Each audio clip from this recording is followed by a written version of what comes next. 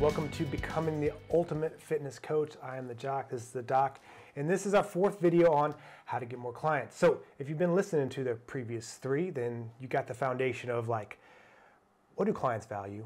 How do we add more value? The last one we dove into actually getting more clients and how to get past clients back in. And this one we're going to dive into something a little bit different, but ultimately the same goal. We talked a little bit in this last one of like, ultimately we're looking for, can we pay for all of our expenses as a gym owner or as a coach?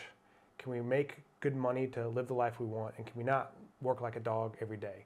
And we say this, how to get more clients, is because this is what we hear. When we're talking to new coaches, when we're at conferences, everyone's like, oh, how do I get more clients? But ultimately it has to do with so much more than that.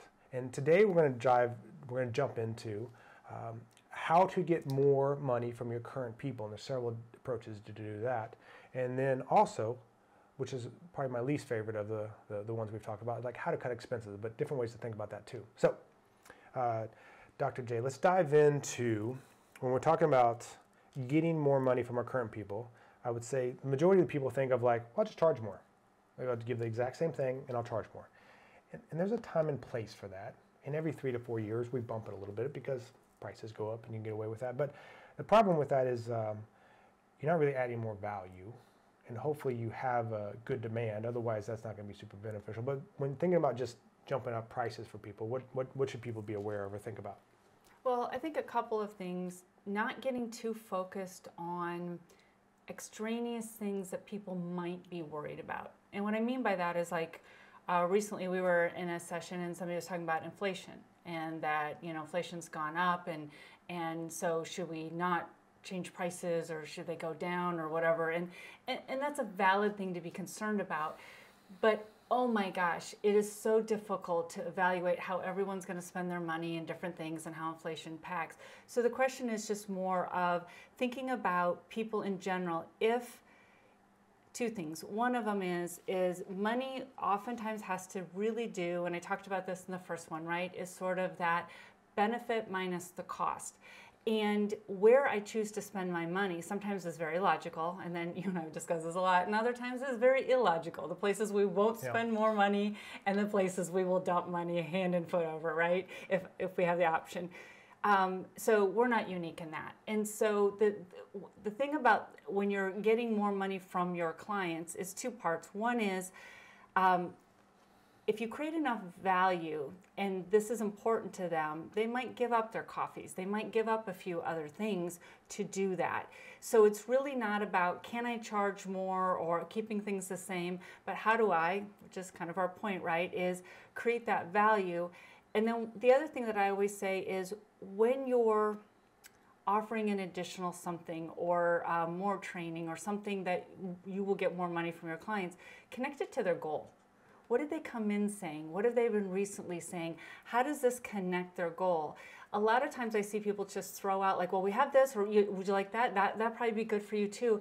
And not really connecting it to me personally. Then it feels like you're selling me on something as opposed to you're thinking about me and connecting it to that. Yeah, my kind of 2 cents on when to think about increasing prices is, we'll occasionally have a trainers leave, and we'll get new trainers in. It's just the cycle of owning a business. And if there's a period where we have a couple new out and a couple out and a couple new in, that might not be the best time. Exactly. Because they're dealing with some transition already. Probably more around that December time where people have a lot of other expenses with like the holidays and Christmas shopping, stuff like that. Probably not the best time to do it. Timing it around like you just got some new equipment in, like recently we got a new red light for a sauna, like different things like that where they're like, wow, they're expanding, they're investing in their people and they're investing in this place. Like, so it doesn't seem like a big deal. And it's always kind of a scary thing to think about, especially at first, because I was like, man, we're gonna lose so many people. And it's amazing how many people are like, oh, okay, just kind of expect this. Like, as long as you're creating a lot of value. What I really like to look at is how do we add more value, then we could charge more for the client. So when we first started out, as you know, we just did the physical side. We just did personal training. And then we added on, the nutrition side. So we could charge a little bit more for that because we're doing more things. So we didn't get more clients necessarily, we're getting more from the current. And then when you came in and taught us the behavior change side of it, we're using the behavior coaching to make people better at everything that they're doing to help reach their goals. And we could charge more for that.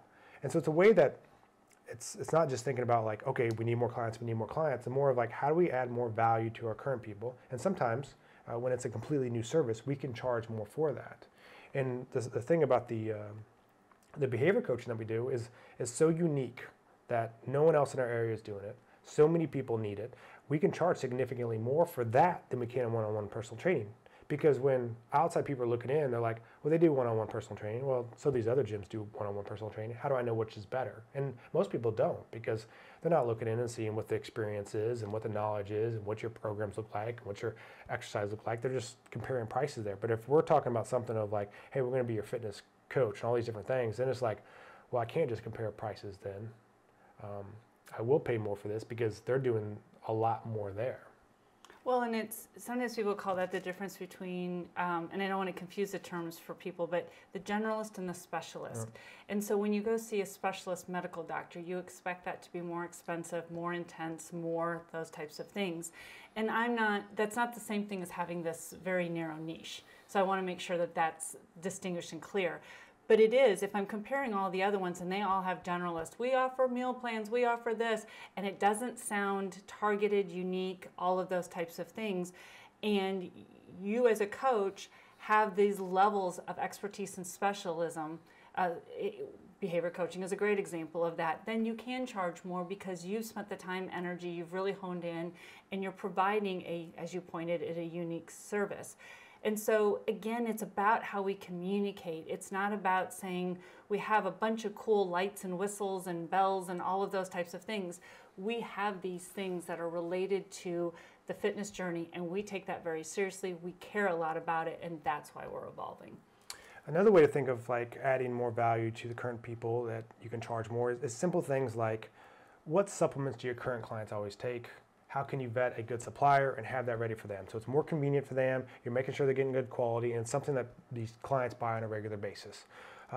Just selling water, selling post-workout shakes, different stuff like that. But my cautionary tale with that is I got caught up, and you were around for this, is 6-8 years ago at my old facility where I created a cafe and sold smoothies that were made there. And don't get me wrong, the smoothies that we made there, macro-wise, were better. Tastes were better than the ones that I've bought, but we had to have someone work there. So it's paying for extra space. It's paying for an extra employee. And really, you know, like we're trying to break this down is like, ultimately, how are we making more money at the end of the day? And this really just caused more work. And so we found a good alternative. We found a good pre-made shake that people liked, and the macros were good on it, but we didn't have to put it to work in, we didn't have to have the space, we didn't have to have the blenders and all the different stuff and things like that. So also being cautious of revenue by itself, you got to be cautious with that because some people are just chasing the revenue when it's really looking at like bottom line, like where are we at? Yeah, and even from the client side, because they were amazing smoothies, but they took a hot minute to make too, because they were customized. Do you need this in it? Do you want protein in it? Do you not have dairy? Do you not, those type of things. So there was a lot of logistics, because otherwise as a client, I'm done training and now I gotta wait another 10 minutes, 15 minutes for my shake, especially if somebody else is also there. And now I'm taking longer at the gym. Things are, and if time is my thing, or I've got a bit of a commute or traffic or things like that, that can add up too. So really kind of thinking about how that impacts, and again, to your point, the revenue and clients, because if it's not supporting that revenue, and on top of that, it might be detracting for clients, or they feel like they're missing out because they can't ever stay another 10 minutes to get that, that can kind of be frustrating and create, and again, you're not gonna make everybody happy, but again, I like that notion of just weighing all of the parts to it and not just assuming that because someone else has a successful one, that this is a good fit for you. And really just kind of the breakdown of why I feel like we weren't highly successful in that is talking to other people that work at them or ran them is like, we just didn't have the traffic, the volume. You know, we are a one-on-one training facility. We have 200 members, and you know, you talk to someone that's been successful, they're more of a box gym where they have, you know, 1,000 people in the day that come in, and so volume-wise is just very different. So understanding kind of where you're at, who you're serving, what your traffic is, and what's the best fit for that. And so jumping on to the next one, when we're talking about, revenue minus expenses and we have profitability, people start to get into the expense category. And I had a mentor of mine, and this is the beauty of working in this industry. We get very successful people that we're working with, and we can pick their brain. And it's funny when I first started off, and we're using MindBody, and we're getting credit card fees, and it's 3% of everything, and it's like, oh, it's not that big a deal. But when you start making a decent amount of money, you're like, man, these amount of money I am paying to MindBody for the processing credit fees is like, it hurts. It hurts deep inside. And so I was talking to him. I was like, well, what should I do? Should I, try to get people to pay and checks or cash, or do I have a 3% fee on that? Because you see some places like that. And his advice is like, make more money. And because like if we nickel and dime our clients, especially if we're going higher in experience, we're going value, and they can't use the credit card they want, they might just go somewhere else. And so really making sure that we're not trying to nickel and dime our clients because it could really cost us more in the long run. Yeah, and that's a good way to tie back in what I always love to talk about is knowing yourself and your personality and things like that too. Meaning that thinking it through from the client standpoint and not just what you prefer or what seems logical from your point of view to that. And then also what you or your group can do smoothly. Because if you're using software or you have a system that's clunky and a lot of times it rejects things and you got to go back to your client and go, sorry, like, can I have that card again and can whatever. You need to make those things smooth and easy. If you're offering a service or extra value, make sure that you can follow through with that. Don't offer something or sell something and then not have the logistics down that people can actually use it or benefit from it. So know what you can take on, because it's really if you offer a few things really, really well, that's value. If you try to add 10 things and you can't manage those 10 things, or it becomes this waiting game or nickeling diming, then you're going to lose clients and say, well, I added all this stuff and it still didn't work. And really what's got me thinking about the expense side, and the reason we're talking about it today, is because, I don't know if you remember this, but like one of the guys was talking this weekend at the conference that we were at, and they were like, well, we're getting ready to raise prices, and we're also overpaying our trainers, so we're going to reduce what we're paying them. Yeah, and it's just like, that conversation. It's like that's not going to go over well. That's such a bad timing, because clients are going to talk to the clients are going to talk to the trainers about their raise, and then the trainers are going to complain back, and it's just going to be a shit show.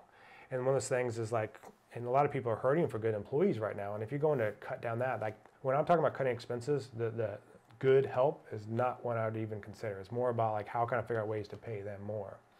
When we are talking about cutting expenses, it's amazing when you go through and look through the credit card statements, and it's something I do routinely every day, is just look at those reoccurring things that you're paying for, and what are you really using and what you're not. Another one is like, we still use MindBody, which I know it's a love-hate for some people. But even like, I know there's a few years back where we reached out and talked about negotiating the credit card fees, and since we've been for them a while and the volume we were doing was up, it was like they were able to bring that down. So thinking about that in the sense of like, what services are I using? How can I cut them down? Which ones am I using that I can possibly negotiate with? In the worst case scenario, they said no, and you're in the same spot. So having those talks. Yeah, and I think too, also looking at, not again, like you said, cutting down how much you're paying good help and good staff and employees and people that are making things run, but also looking at the hours. Because if you've got people and let's say they would love to get off an hour early, and that last hour there's nobody training there, or there's like kind of looking at, just because you set it up one way at one point, what are your clients wanting and needing now? When are they using the gym? How are you accommodating that? Or do you have an extra service that runs longer than these other ones, and so you have one person just there for that one thing, and it's not a good ROI on their time and use. And it also, some of those employees might appreciate getting off a little bit earlier or shifting something. So it's just even looking at that picture, and then sort of also forecasting it out and seeing, if you stay on this trend, where's it going to go? Yeah, and also just being creative. And this is the part that I really like too, is like when we were basically in the middle of COVID, there was another gym that closed down. And so we were able to move from one facility to the other, and we worked it out with the current landlord and the new one, that we basically got someone covering the one that we moved out of, and we got 6 months free rent in the one that we moved into. And that was such hugely important, because like, during the time of shutdown of COVID, like we didn't know what we were going to be getting paid there. We didn't know we were getting PPP money, and there's kind of up in the air. So we created a 6-month buffer there where we weren't paying rent, which just made things so much easier. And there's all these opportunities all the time, because you'll see that there's a lot of gyms opening up, a lot of gyms closing. So just being aware of like different situations like that, and maybe it's location or maybe it's equipment. There's so many different ways that you can possibly cut expenses that way, if you're thinking creatively and you're kind of tapped into the community and kind of know what's going on. And I think the same would probably go for a coach that's an independent contractor, right? Yep. And if they're going to different facilities, thinking about geographically even, how far are you driving? How long is it taking you to get to this other place to train someone? Or where are you training people? And just even looking at your hours, your logistics, all of those things. And just because you set it up this one way, you might be thinking, I'm just going to keep increasing from that. But there might be a whole lot of cost saving in just rethinking where and how you're training some of your folks. Yeah, absolutely. So that is concluding our 4th video on the loose title of how to increase clients, but really the bottom line of like how to get more profitability. And that's ultimately what we need to sustain as a business, and why it's so important. That's why we're talking about it over these 4 videos with you. So until next time.